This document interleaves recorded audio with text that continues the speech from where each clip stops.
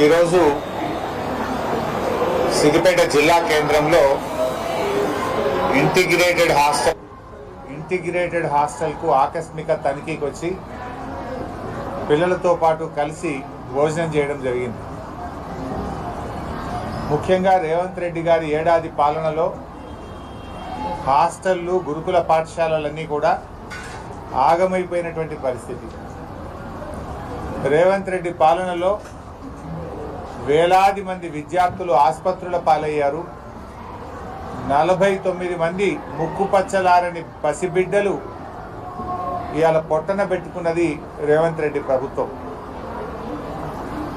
3 లక్షల కోట్ల బడ్జెట్ ఉన్నటువంటి ఈ రాష్ట్రంలో ఈ ఎస్సీ, ఎస్టీ, బీసీ పిల్లలకు కడుపు నిండా అన్నం పెట్టడం కూడా చేతనైతలేదంటే ఈ ప్రభుత్వం యొక్క ప్రాధాన్యతలు ఏందో మనం అర్థం చేసుకోవాల్సిన అవసరం ఉంది. కేసీఆర్ గారి హయాంలో 1000కి పైగా గురుకులాలు పెట్టి గురుకుల విద్యార్థుల గౌరవాన్ని, ప్రతిష్టను ఎవరెస్ట్ శిఖరమంత ఎత్తు మీద కేసీఆర్ గారు నిలబెట్టారు. ఈరోజు నేనున్నటువంటి ఈ ఇంటిగ్రేటెడ్ హాస్టల్లో చాలా ఆశ్చర్యానికి లోనయ్యాను. రేవంత్ రెడ్డి అసెంబ్లీలో మాట్లాడుతూ, ఉప ముఖ్యమంత్రి బట్టి విక్రమార్క గారు మాట్లాడుతూ ఎస్సీ, ఎస్టీ హాస్టళ్లకు గ్రీన్ ఛానల్లో డబ్బులు ఇస్తున్నాము అని చెప్పారు.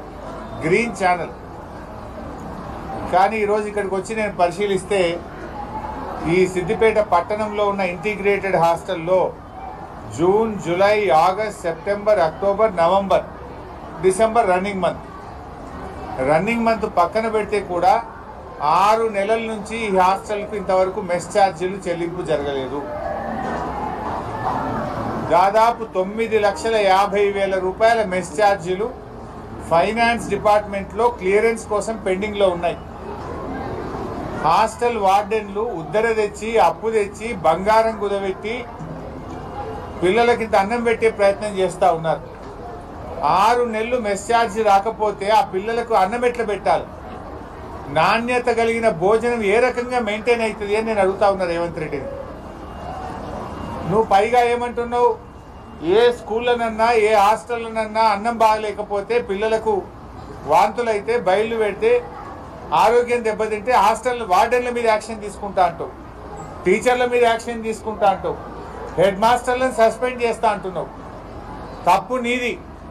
పాపం శిక్ష మాత్రం పాపం వార్డెన్లు, స్కూల్ టీచర్లకు పడతా ఉంది. శిక్ష నీకేయాలి రేవంత్ రెడ్డి. ఫస్ట్ నువ్వు సస్పెండ్ చేయాల్సింది హెడ్ మాస్టర్లను, టీచర్లను కాదు, నీకేయాలి శిక్ష. ఎందుకు? మెస్ బిల్లులు ఇవ్వండి నువ్వు, రెంట్లు ఇవ్వండి నువ్వు, పిల్లలకు అన్యాయం చేస్తున్నది నువ్వు. ఉల్టా నువ్వేమంటున్నావు? వాళ్ళని బెదిరిస్తున్నావు. వార్డెన్లను, టీచర్లను బెదిరించి శిక్ష చేస్తా, మిమ్మల్ని యాక్షన్ తీసుకుంటా అంటున్నావు. ఇప్పుడు 6 నెలల ఇంటిగ్రేటెడ్ హాస్టల్లో మెస్ బిల్ రాలే. ఈ విద్యా సంవత్సరం ప్రారంభమైనప్పటి నుంచి ఇయ్యాలటి వరకు మెస్ బిల్లే రాలే. నువ్వు గ్రీన్ ఛానల్లో పెట్టినా అబద్ధాలు ఆడతావు. ఏదో చెల్లని రూపాయికి గీతలు ఎక్కువ అన్నట్టు రేవంత్ రెడ్డికి మాటలు ఎక్కువ.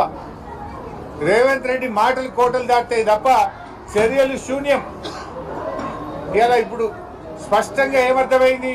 గ్రీన్ ఛానల్ పెట్టినాం, మెస్ ఛార్జీలకు బిల్లులు పెండింగ్ లేవు, ఏ నెల కా నెల బిల్లులు ఇస్తున్నామన్నావు కదా. 9,50,000 రూపాయల మెస్ ఛార్జీలు ఈ హాస్టల్లో, ఒక్క హాస్టల్లో పెండింగ్ ఎందుకున్నాయి అంటే ఈ రకంగా రాష్ట్రం అంతా ఇదే పరిస్థితి కదా. ఇలా నేను పిల్లలతో మాట్లాడుతున్నా. పిల్లలు ఏమంటున్నారు? తువ్వాలలు రాలేదు సార్, మాకు ప్లేటు, గ్లాసు, కటోరా, చెంచా ఇవన్నీ ప్రతి సంవత్సరం వస్తుండే. పోయినసారి ఈ గవర్నమెంట్ వచ్చినాక ఈ ఏడాదిలో ప్లేటు లేదు, గ్లాసు లేదు, కటోరా లేదు, చెంచా లేదు, తువ్వాలలు లేవు, ఇంకేం లేవు, స్వెటర్ లేవు. రకరకాల బాధలు చెప్తున్నారు పిల్లలు. పాపం ఇక్కడికి వస్తే బూట్లు రాలేదంటే, షూస్ కూడా రాలేదంటున్నారు. అంటే ఇది హాస్టళ్లలో పరిస్థితి. నేను రేవంత్ రెడ్డిని అడుగుతా ఉన్నా, నువ్వు ఫుల్ పేజ్ యాడ్లు ఇస్తున్నావు. రాజీవ్ గాంధీ విగ్రహం పెట్టి ఫుల్ పేజ్ యాడ్లు ఇచ్చినావు. 9 రోజులు ఏడాది పాలన సందర్భంగా సంబరాలు చేసినావు. కోట్ల రూపాయలు ఖర్చు పెట్టి హోర్డింగ్లు పెట్టావు, అడ్వర్టైజ్మెంట్లు పెద్ద పెద్ద పేపర్లల్లో టీవీలల్లో హోర్డింగ్ల మీద నీ బొమ్మలు వేసుకున్నావు, అడ్వర్టైజ్మెంట్లు ఇచ్చినావు. ఈ పిల్లలకు బుక్కడు అన్నం పెట్టే శాత కాదా? నీ అడ్వర్టైజ్మెంట్లు దేనికోసం? మెస్ బిల్లులు ఇవ్వకుండా పిల్లలకు అర్ధాకలితో పిల్లల్ని గోసవుచ్చినందుకు నీ ఏడాది పాలన ఉత్సవాలా? దేనికోసం ఉత్సవాలు చెప్తున్నావు రేవంత్ రెడ్డి? ఇలా ఆడపిల్లల హాస్టళ్లలో చలికాలం వేడి నీళ్లు రాక ఇబ్బంది పడతా ఉన్నారు. ఎస్సీ గురుకుల పాఠశాలల్లో అక్టోబర్ నవంబర్ నుంచి పెండింగ్ ఉంది, మెస్ బిల్లులు పెండింగ్ ఉన్నాయి. ఇక్కడ పార్ట్ టైం ఉద్యోగులను అడిగిన 8 నెలలైనట జీతాలు రాక. కామాటీలో వాచ్మెన్లకు 8 నెలల నుంచి జీతాలు రాలే. వాళ్ళు ఎట్లా పని చేయాలి? అంటే అవుట్ సోర్సింగ్ ఉద్యోగులకు, కామాటీలకు, కుక్కులకు, వాచ్మెన్లకు 8 నెలలకే జీతాలు రాకపోతే వాళ్ళు ఎట్లా పని చేస్తారు? వాళ్ళ కుటుంబాలు ఎట్లా నడుస్తాయి? వాళ్ళు మనసుతో ఈ పిల్లలకు ఎట్లా జాగ్రత్తగా చూసుకోగలుగుతారు? నేను ఆశ్చర్యపోయింది. ఇక్కడ అడిగితే మా అవుట్ సోర్సింగ్ ఉద్యోగి కామాటీలు 8 నెలల జీతాలు రాకంటున్నారు.